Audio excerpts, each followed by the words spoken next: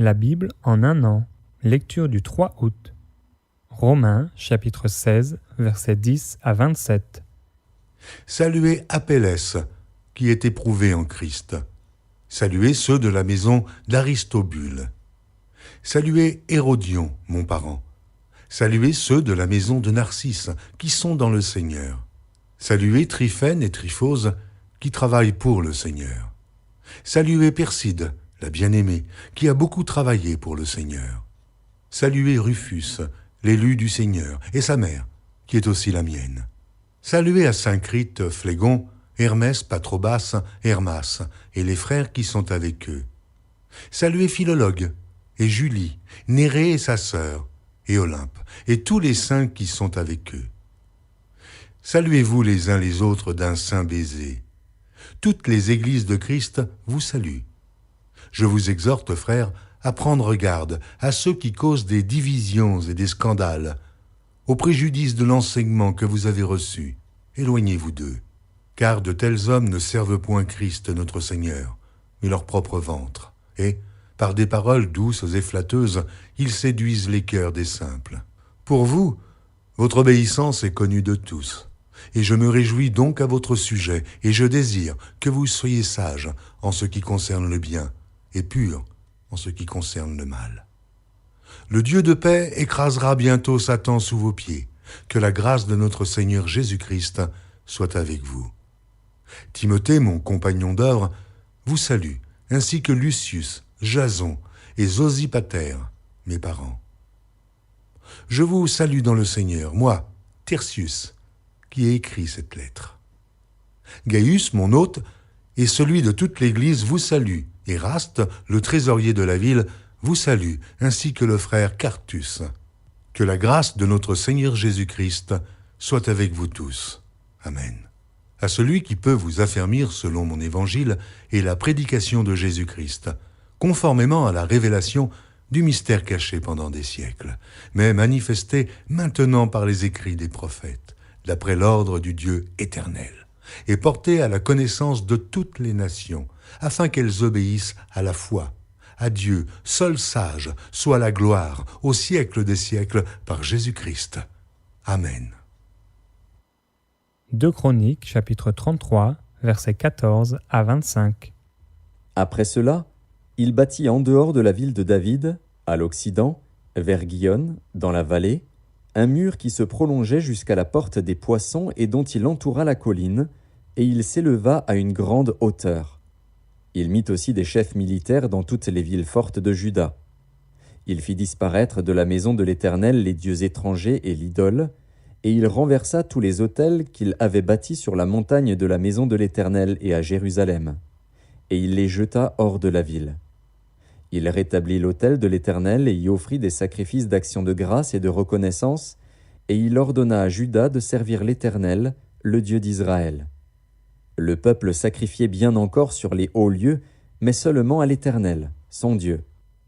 Le reste des actions de Manassé, sa prière à son Dieu, et les paroles des prophètes qui lui parlèrent au nom de l'Éternel, le Dieu d'Israël, cela est écrit dans les actes des rois d'Israël. Sa prière et la manière dont Dieu l'exauça, ses péchés et ses infidélités, les places où il bâtit des hauts lieux et dressa des idoles et des images taillées avant de s'être humilié, cela est écrit dans le livre de Osaïe. Manassé se coucha avec ses pères, et on l'enterra dans sa maison. Et Amon, son fils, régna à sa place. Amon avait 22 ans lorsqu'il devint roi, et il régna 2 ans à Jérusalem. Il fit ce qui est mal aux yeux de l'Éternel, comme avait fait Manassé, son père. Il sacrifia à toutes les images taillées qu'avait faites Manassé, son père, et il les servit.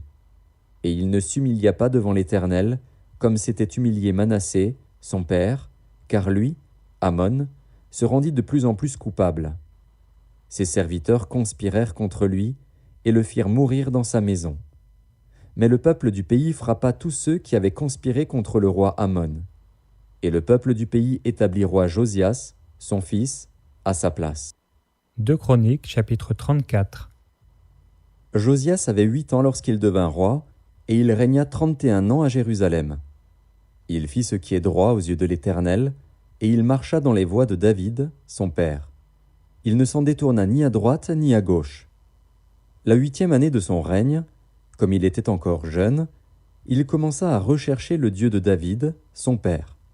Et la 12e année, il commença à purifier Juda et Jérusalem des hauts lieux, des idoles, des images taillées et des images en fonte. On renversa devant lui les autels des Baals, et il abattit les statues consacrées au soleil qui étaient dessus. Il brisa les idoles, les images taillées et les images en fonte, et les réduisit en poussière, et il répandit la poussière sur les sépulcres de ceux qui leur avaient sacrifié. Et il brûla les ossements des prêtres sur leurs autels. C'est ainsi qu'il purifia Juda et Jérusalem. Dans les villes de Manassé, d'Éphraïm, de Siméon et même de Nephtali, partout au milieu de leurs ruines, il renversa les autels, il mit en pièces les idoles et les images taillées et les réduisit en poussière, et il abattit toutes les statues consacrées au soleil dans tout le pays d'Israël. Puis il retourna à Jérusalem.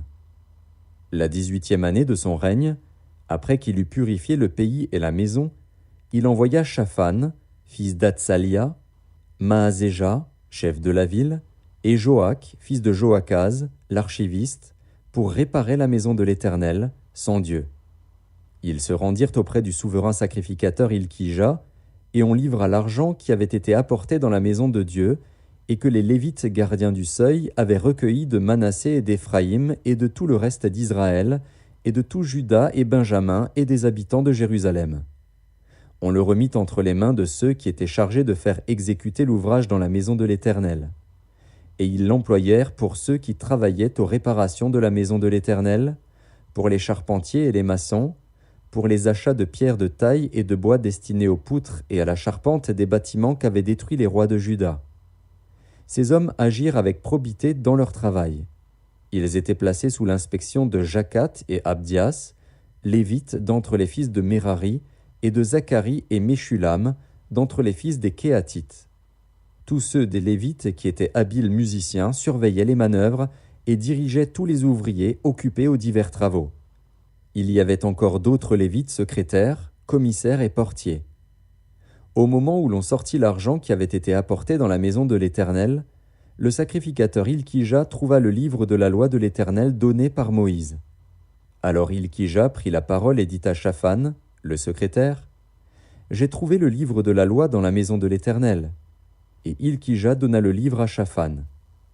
Shaphan apporta le livre au roi et lui rendit aussi compte, en disant, « Tes serviteurs ont fait tout ce qui leur a été commandé.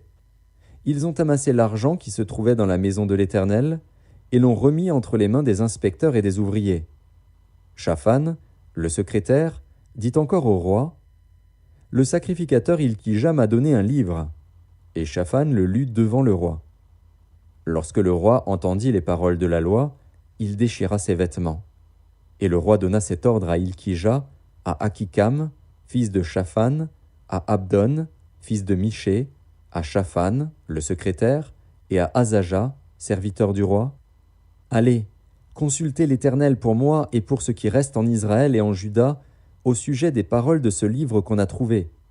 Car grande est la colère de l'Éternel qui s'est répandue sur nous, parce que nos pères n'ont point observé la parole de l'Éternel et n'ont point mis en pratique tout ce qui est écrit dans ce livre. » Ilkija et ceux qu'avait désigné le roi allèrent auprès de la prophétesse Hulda, femme de Shallum, fils de Tokéat, fils de Hazra, gardien des vêtements. Elle habitait à Jérusalem, dans l'autre quartier de la ville. Après qu'ils eurent exprimé ce qu'ils avaient à lui dire, elle leur répondit, « Ainsi parle l'Éternel, le Dieu d'Israël. Dites à l'homme qui vous a envoyé vers moi, « Ainsi parle l'Éternel.